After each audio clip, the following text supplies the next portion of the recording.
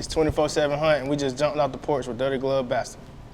I've been outside since a baby, way before the pandemic. Shoot, I did it. Alright, we got Renard Moody jumping off the porch with us today. What's up, bro? What's up? What's going on with you? What's going on, gang? How you feeling, man? Man, feeling good, bro. Appreciate you having me up here, man. Man, no cap, it's a pleasure to have you on the porch with us today, man. Yes, sir. Yes, sir. So how does it feel to be in the city of Atlanta chasing a dream right now? Man, it's crazy, bro. You know, we right down the road in Macon, and you know, we always come to the city. So, man, it's a good feeling just to finally link in on some work, you know what I'm saying, instead of just coming up here to play. So, No, I feel that. So it's a different vibe for sure. Nah, for real. How does it feel to know that you can just go to different cities just chasing this dream that you got?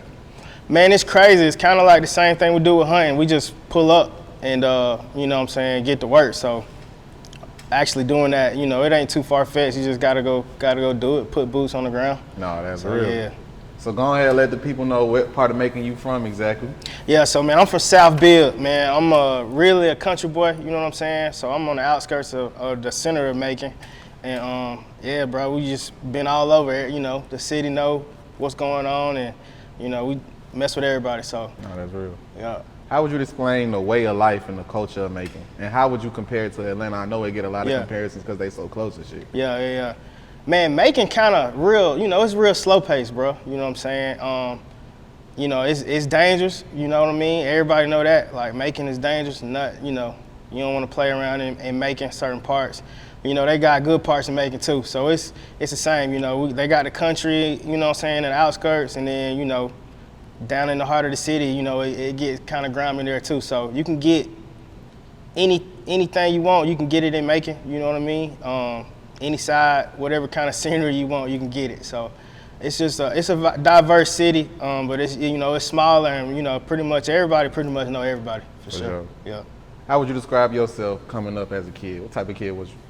Man, I was just a laid back, you know what I'm saying, big into sports and big into hunting and outdoors. So that was my immediate upbringing, you know what I mean? Just a dude that's just outside, you know. My family from the country, you know what I'm saying? Everybody in my family from Blackshear, Georgia, so that's where I was born at.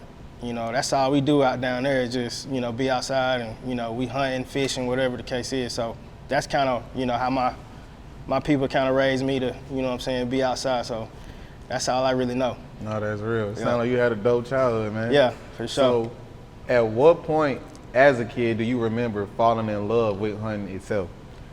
Man, pretty much since I can start remembering, you know what I mean? Like hunting right there with sports as a youngin'. I mean, it's right there with everything exciting, you know what I'm saying? So just like a kid might be ready to go to Disney World or something like that, like I'm ready to go to the woods with my pops, so and all my uncles and stuff. So like, it's just, yeah, since I can even have memories, you know what I'm saying, that's when I started, you know, falling in love with it for sure. No, that's real. Yeah. Detail more so about your family hunting history, because it's like you saying your dad, your uncles, it sounds like this shit just been going on. Yeah, man, so you get that shit a lot with a lot of black folks, like, you know, in the country, in the South, you know, a lot of families grew up hunting, you know what I'm saying, and people got away from it, but, you know, you still got some of those that still, you know what I'm saying, it's just in their roots and in their blood, so, and we just one of them. My family been hunting since, man, I don't even know when, you know, just back during slavery times too. So it just all kind of stay in the roots from that far off. So, man, down that way, it's the norm. Like, you know, growing up Saturdays, yeah, we finna go deer hunt, you know what I'm saying? Everybody together, we hanging out, and it's just a different vibe. Like, we just into different stuff, you know what I'm saying? Just being from the country. No, that's real. Yeah. How would you describe being black in the hunting industry? Man, it's cool, bro. It's like, when we first came in the game, you know, we got a heavy urban influence, so we kind of, you know, definitely came in making some ruckus, you know what I'm saying? A lot of people didn't really know how to take it. You know, man, we came in, you know, trap music on our videos, you know, everything with the Atlanta sound, we had it on our videos. You know, your traditional hunting video, kind of boring. So when we come in, ours looking like a music video. And so, yeah, bro, it was crazy, man. But now everything kind of mellowing out a little bit, you know what I mean? We don't really get too much negative comments and stuff like that like we used to. It's just, I think we had to break that barrier, you know what I'm saying, and break that wall down. And it's an ongoing process, but it's definitely getting better for sure. No, that's real. At what point would you say you jumped off the porch? Man, I had to put, if I had to put a number on it, probably say 4. Yeah, age 4, 2F7, 4 for sure. What type of shit you can say you seen jumping off the porch at age 4? Man, anything in the woods. Yeah, we coming straight off the porch to the grass, so anything in the woods, bro, anything. I mean, pretty much what a big city has, you know, a small town in the country got too. So that's where I can kind of relate to, you know what I'm saying, anybody from a big city, you know what I mean? We kind of got the same things going on, and everybody kind of, you know what that is. So it's just, you know, man, you see that same stuff in the woods. It's just on a whole different industry, different same yeah, shit. Same thing. So nah, for real. Yep. So how did you birth the brand 24/7 or 247? Man, so first, man, I just started out, I wanted to film, like, you know, my dad and my uncle and all them, wanted to try to push the light on them, you know what I'm saying? Because when you look in the industry, there are no minorities or like black people that kind of represent any of the big time brands. So like I wanted to just create that stuff my own, you know. So that was the initial goal. But you know, with them getting older, it kind of morphed into its own thing. You know, we started filming each other, like all my friends and stuff like that. And then that's when the brand really just took off, because you know, Pops and them don't really hunt like they used to. So now we going every weekend. You know, I got ample time to, you know what I'm saying, record what I need to record. And yeah, that's when it kind of morphed into its own thing, man. 2F7, it just took off, you know, and I'm tailoring it every day. You know what I'm saying? It's an ongoing thing. For sure. Yeah. What made you get more so hands-on with the production and design and, you know, picking everything out? Because that's not no easy process always. Yeah. Man, I think that's what the initial, you know what I'm saying, trigger in my mind is. I'm a creative first, you know what I'm saying? So pulling them two worlds together, being, you know, in the industry and hunting and being creative, that's like, it goes hand in hand. So yeah, bro, I just really love that part about it. You know, I love the aspect of putting something in your mind and then putting it on paper and then seeing it in tangible form. You know what I'm saying? That's kind of what really drives me, man, really the creative side of it. It's just something I just kind of jumped into, been into since I was young, you know what I mean? No, that's real. Yeah. So talk about the duck, the infamous logo. Yeah, we gotta get into it. Man, I had an old logo for 24/7 Hunt, and it just wasn't universal like I wanted it to be. I felt like we needed a mascot to kind of represent the brand, something the industry ain't got. And then, you know, we bringing that, since we look like the industry, you know, look like a piece of industry that they don't have, we gotta have the logo to match how we look as well. So I just wanted to figure something out, bro. I was thinking for like a year, like, dang, what can it be? What can it be? And man, I looked down, I already had a tattoo on me, and the little figure had a duck already on it. So I was like, dang, that's my logo right there. I just took the tattoo I already had of a cartoon duck and like put it on paper, and man, it took off from there, like, to the moon. So now it kind of made it where, you know, you ain't gotta be hunting to rock the brand, you know what I'm saying? Like, just the logo kind of speaks for itself. It's a lifestyle brand now. For sure. So it kind of like helped all that out. So man, that was a blessing in disguise the whole time, you know what I'm saying? It was already in my skin, so. That's real, that's real. How would you describe duck hunting versus deer hunting or hunting anything else? Yeah, man, duck hunting's crazy, bro. It's just like, you know, you doing that one for sure with your friends, you know, and the fam or whoever. Like, when we duck hunting, you know, it's like 5 or 6 of us. We always stay pretty deep, you know what I'm saying? We definitely like the only black group hunting on any river at any time. And we just stay ourselves. So it's like, it's just a fun aspect, you know what I'm saying? Duck hunting just a whole different ball game when it comes to like adventure, you know what I'm saying? The thrills, boat racing in the water, you know what I mean? Trying to get to the spots, man, all that kind of stuff. So like, we really in the swamp, like, you know, no cell phone service. Everything about it is like, man, I don't know, it's just an adventure. So it's real interesting, and it keep you moving. It's a fast-paced hunt, you know what I mean? Yeah. deer hunting, a whole different ball game. It's just a strategy hunt, you know. So I think duck hunting just take the cake. It's just exciting. That's real. Yep. Talk about making history as the first black partner. Man, a lot of people really don't talk about this, and we hadn't really touched on it too much. But like, you know, when I started thinking about, so like me and my boy Daryl, we're the only black ambassadors for Yeti in the hunting side, in the hunting category. And so, I know we're the first, you know what I'm saying? So like, that's history, just because, you know, black people really ain't been in these spaces, and you know, it means a lot to us, because it's gonna be somebody black coming behind us too, you know what I mean? And that's pretty cool that these companies, you know, stick their neck out there too against most of their naysayers, and you know, still support what we got going on, just because we may look different, do things a little different, you know, we got a little sauce with what we got going on. So with them pushing that and helping, you know, it's all history, you know what I'm saying? So you go from Yeti to like Benelli, to some of the smaller partnerships we got too, man. It's just, you know, we just the first black to really tap in with them, break through the barriers, and then, you know, get to know us and just treat each other like fam. So that's real. Yep. How does that make you feel to know that you established something as a black man, by a black man, and the first to do so for your people? Man, it made me feel great, bro. When you really look at it, it's like you on the same pace as like Jackie Robinson or something, you know what I mean?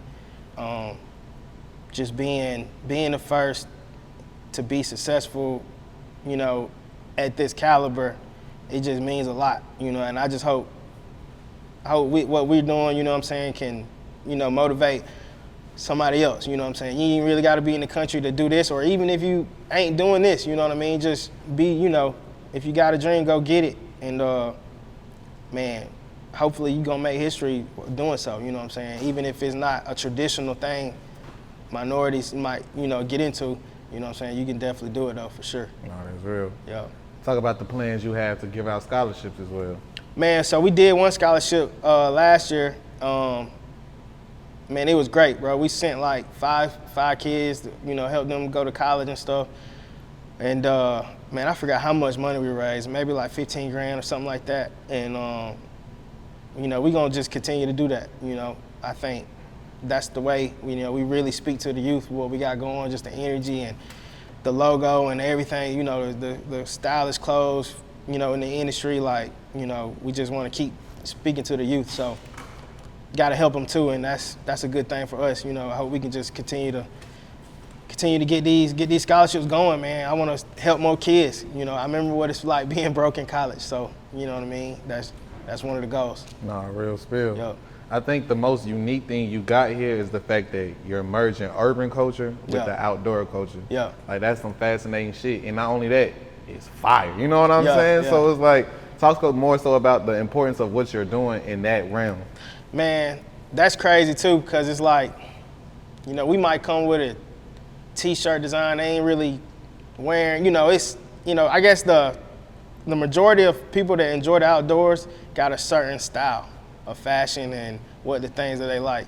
So when we bring in our urban culture and sprinkle it in there, man, it's crazy because it works, you know what I'm saying? It's like, they like it, It's you know what I mean? Yeah, you just can't deny it. So it just comes with everything we're about, you know what I mean? And you know, we got merch that kind of fit everybody, like a hat, you know what I'm saying, or a collared shirt.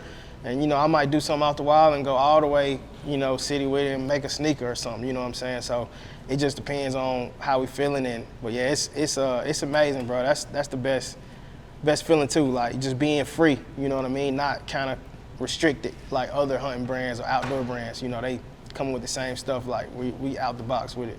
No, that's real. Yep. So how would you say you discovered your passion for music? Man, you know what I'm saying? I've been loving music since I was young, you know what I mean?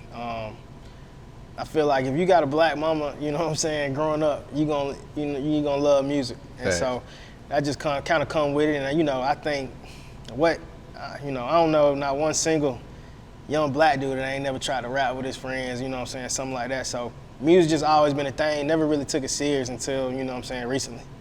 That's real.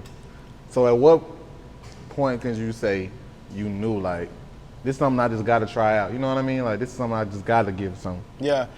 Man, so with the videos we shoot, you know what I mean, with our hunting, we like to use real trap music. And so, you know, a lot of times we'll post them on YouTube or whatever, and, you know, it's a copyright issue because we're using somebody else's songs, you know what I mean? And, you know, that became a problem because we needed money to hunt too, like whenever we wanted. So, you know, trying to generate income, you know, I had to start making our own trap music for the hunting brand, for the videos, you know what I mean? Just so I could not get the copyright, you know, thrown on the videos, and we couldn't, you know, get the income from YouTube. So that's where, you know, it really started, you know what I mean? Just rapping on there, just trying to keep that Atlanta sound, but, you know, talk about hunting. So that's all I'm doing, is rapping about hunting like the whole time. Like, and it's strictly for, you know, the brand purposes, you know what I'm saying? So, man, we've been running it up. You know, I linked up with Acoustic Trap. You know, they work with a lot of artists from Uzi to, you know what I'm saying, whoever, like Dirk, everybody. So, you know, linked up with them. They heard the sound, and, you know, Morgan O'Connor, you know, he owns Acoustic Trap. He, you know what I'm saying, we've been locked in ever since, you know what I mean? That's and, real. So they really put a real sound behind my music, and, you know, that's all we use for the videos now, like my tunes, for sure. That's hard. Yeah. So we finna get a 24/7 hunt mixtape song. Yeah, man, for sure, man. We already got a bunch of projects out, you know what I mean? And for our industry, you know what I'm saying, that's all they listening to. You know what I'm saying? Real. So, you know, the fans and stuff like that, that's all they want to hear is, you know, duck music. No, that's hard. That's what you call it, duck music? Yeah, duck music, for sure. That's hard. Yeah. So what's your plans with the brand? Man, really just grow it, bro. I want this thing to be like known as, like, you know, how you might know what the McDonald's sign looks like without, you know, knowing the words. Like, I want the duck to, like, go universal, you know what I'm saying? We're already shipping merch all around the country, but in the world, but, you know, I just want everybody to know what's going on from that, you know what I'm saying? And dive into it, the fact that the brand has a story behind it, you know what I'm saying? We just ain't a clothing brand that just popping up, you know? We got a whole story and a whole movement behind what we're doing, so I just want to shed light on that and, man, get it to the point where, you know, everybody that had something to do with it, you know what I'm saying, we living how we want to live and helping the next group of people that's on the way. That's some real shit, Yeah. man. No, that's real dope. Yeah. Any last words and shout outs? Man, that's it, man. Shout out to the whole 24/7 hunt, you know what I'm saying? Dale, Ricky, Aubrey, everybody, you know what I'm saying? We rocking with y'all, man, and yeah, man, we off the porch, man. Appreciate the invite. Real spill, man. We Yeah. appreciate having you on the porch with us today, gang. Yeah, appreciate it. I've been outside since a baby, way before the